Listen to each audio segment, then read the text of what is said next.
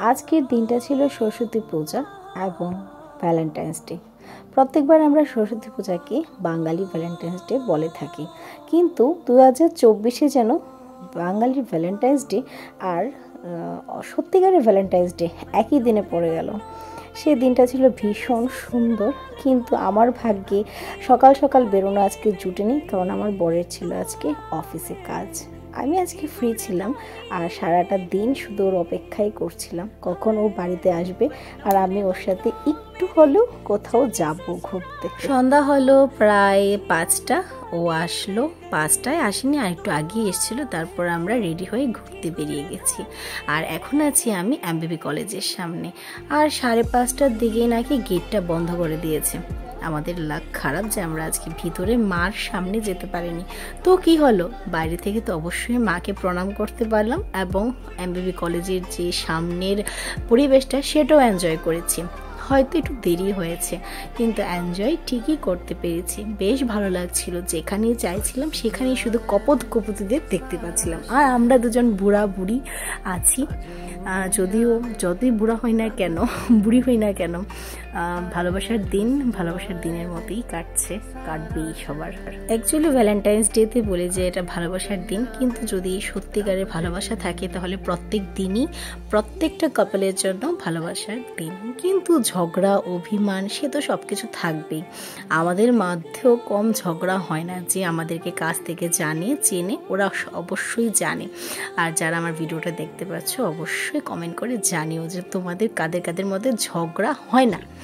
তো আমরাও এখানে কথাবার্তা বলছিলাম, সবাইকে দেখছিলাম, বেশ ভালো লাগছিল। সন্ধ্যা হয়ে আসছে আর সূর্য মামাও প্রায় অস্ত যাচ্ছে, আর দেখছিলাম সবার মনে কতটুকু একটা আনন্দ পুজোকে কেন্দ্র করে। তারপর এখান থেকে বেরিয়ে আসলাম, আর একটা প্রতিমা দেখলাম, পাড়ার পুজো সেটা।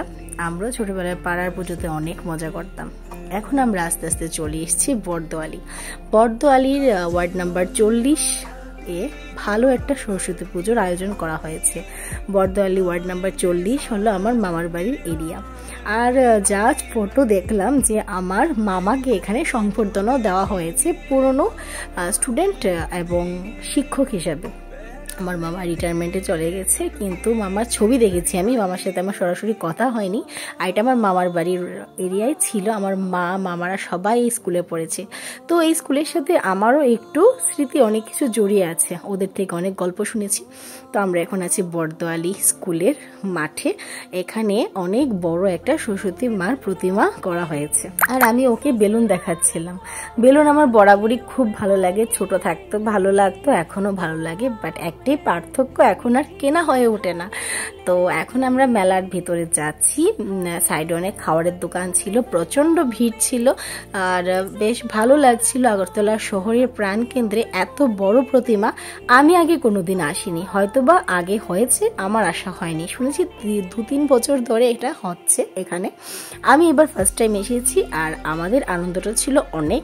সাথে সাথে ভিড়ের ধাক্কা খেতে খেতে ভিতর দিকে যাচ্ছিলাম। সাইডে মহাপ্রসাদও বিতরণ হচ্ছিল, কিন্তু আমরা এতটুকু পর্যন্ত গিয়ে পৌঁছতে পারিনি।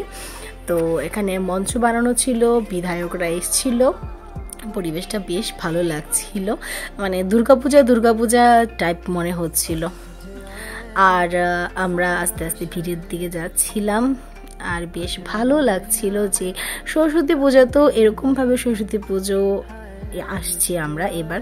প্রত্যেক বছর কি করতাম, আমরা স্কুলে এনজয় করতাম, তারপর একটা স্কুলের বয়স পেরিয়ে গেলাম কলেজে, মানে আমার নার্সিংয়ের হোস্টেল লাইফে আমি প্রচুর মজা করেছি, হিউজ মজা করেছি। আর এখানে প্রতিমাটা দেখো, আমি একটু তোমাদের সাথে শেয়ার করলাম, যারা আসতে পারোনি তারা অবশ্যই আমার ভিডিওর মাধ্যমে দেখতে পারবে। এখানে আমি আর ও একটু নাটক করছিলাম, ছবি তোলার চেষ্টা করছিলাম, কিন্তু কোনো দিক থেকেই মানে ভালো ছবি উঠছিল না। তো সাথে তোমাদের সাথে আমাদের এই সুন্দর মোমেন্টসটা ক্রিয়েট করছিলাম, সেটা শেয়ার করে ওঠালাম। তো আমরা এখানে কিছুক্ষণ সময় কাটিয়েছি, মানুষ দেখেছি, জায়গাতে অনেক সাংস্কৃতিক অনুষ্ঠান শুরু হচ্ছিল। সবাই সবার মতো করে ছবি তুলছিল, সাথে করে স্মৃতি নিয়ে যাবে বলে আমরাও ছবি তুলছিলাম।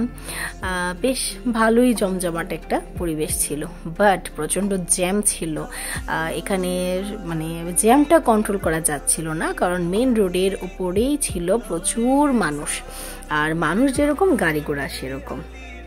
তো অবশ্যই জ্যাম হওয়াটা সাধারণ ব্যাপার, কিন্তু এখানে আমি বলবো যে ক্লাব কর্তৃপক্ষ থেকে যদি আরেকটু ভলান্টিয়ার বাড়ানো যেত, তাহলে হয়তো যারা কোনো কাজের উদ্দেশ্যে বেরোচ্ছে ওদের একটু জ্যামে পড়তে মানে না পড়ে তারা সুবিধাভাবে যেতে পারতো।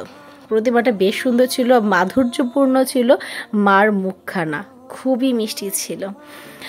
আর এখানে বসেছিল আনন্দ মেলা, কিন্তু আমাদের আনন্দ মেলাতে যাওয়া হয়নি, বিকজ আমি এত কিছু জিনিস চড়তেও পারি না, আমার ভয় হয়, আর ভীষণ ভিড়ও ছিল।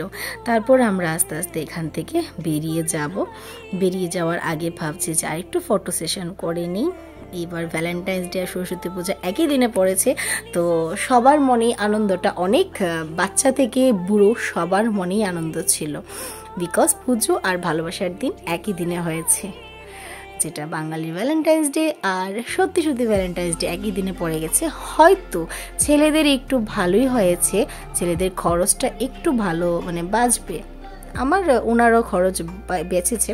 তারপর আমাকে নিয়ে আসলো রিলায়েন্স ট্রেন্ডে, এখান থেকে আমার জন্য কিছু উপহার নেওয়া হলো। অবশ্যই আমাকে চয়েস করিয়ে এবার নিয়েছে, যদিও নিয়ে যেত, যদি পছন্দ না হতো আরও ফেরাশুনি হতো, তো আমি নিজেই পছন্দ করেছি। ও এখন বিল করতে গেল, আর ও যে শার্টটা পরে আছে তা এটা আমি দিয়েছি। তোমরা এর আগের ব্লগটা যদি দেখে থাকো তাহলে অবশ্যই বুঝতে পারবে, যদি না দেখে থাকো অবশ্যই ব্লগটা চেক করে নিও।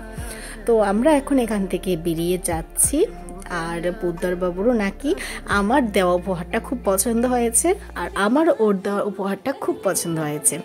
আর তারপর আমরা অনেক রেস্টুরেন্ট গেছি, প্রায় আজকে নিয়ে 5টা রেস্টুরেন্টে ঘুরেছি, কিন্তু একটাতেও আমাদের ভাগ্যে খাবার জোটেনি, বিকজ ওদের কিছু লোকের সমস্যা ছিল, খাওয়ার সমস্যা ছিল। অর্ডার যদি নিত 40 মিনিট লাগবে। তারপর অনেক মন কষাকষি করার পর আমরা এখন একটা যুক্তিতে এসে পৌঁছেছি যে আমরা এখান থেকে খাওয়া নিয়ে বাড়িতে চলে যাব। এখন তার জন্য বিরিয়ানি প্যাক করা হচ্ছে, আর আমার আগেরই কথা ছিল আমি বিরিয়ানিই খাবো, বিকজ আমি বিরিয়ানি লাভার, আমি প্রচণ্ড ভালোবাসি বিরিয়ানি খেতে, আমি ভরা পেটেও বিরিয়ানি খেতে পারি। অবশ্যই আমাকে দেখে তোমরা বুঝতে পারো যে আমি খুব খেতে ভালোবাসি। এখন বাড়িতে এসছি, আর আমার একটা কথা ছিল বাড়িতে খাবো কিন্তু ভালোভাবে খাবো, রেস্টুরেন্টের মতো খেতে হবে, তোমাকে কাঁটা চামচ দিয়ে খেতে হবে। তারপর আমরা বিরিয়ানি আর একটা স্টার্টার নিয়েছিলাম, সেটা নিয়ে এখন খেতে বসে গেছি। ঘড়িতে বাজে প্রায় 10টা 15। তো আজকে আমাদের ঘোরাঘুরিটা বেশ ভালো ছিল। একটু ডিসঅ্যাপয়েন্টেড হয়েছিলাম, কারণ কোনো রেস্টুরেন্টই সেরকমভাবে ভালো সার্ভিস দিচ্ছিল না। 5টাতে গিয়েছি, 5টা থেকে ব্যাক করে বেরিয়ে এসেছি, মানে 5টা রেস্টুরেন্টে গিয়েছিলাম। সেটার জন্য ওর সাথে আমার একটু রাগারাগি ছিল যে আজকের দিনে তুমি আমাকে রেস্টুরেন্টে নিয়ে যাওনি। বাই দ্য ওয়ে আমাদের খাওয়াটা খুব ভালো ছিল, আর খাওয়াটা ভালো থাকার সাথে সাথে আমাদের দিনটাও খুব ভালোভাবে কাটলো। ফাইনালি বাড়িতে এসে আমাদের রাগ টাগ সব মেটামেটি করে নিয়েছি। আমাদের কিছু মুহূর্তের ছবি আমি আজকে শেয়ার করছি এই ব্লগটাতে। তোমাদের আজকের দিনটা কিরকম কাটলো অবশ্যই কমেন্ট করে জানাতে ভুলো না। আর আমাদেরকে আজকে কিরকম লাগছে, আমার শাড়ি পরা লুকসে কিরকম লাগছে, ওকে কিরকম লাগছে অবশ্যই কমেন্ট করে জানিও। আর অনেক অনেক ভালোবাসা তোমাদের সবার জন্য। সবাই ভালো থেকো, সুস্থ থেকো, টাটা।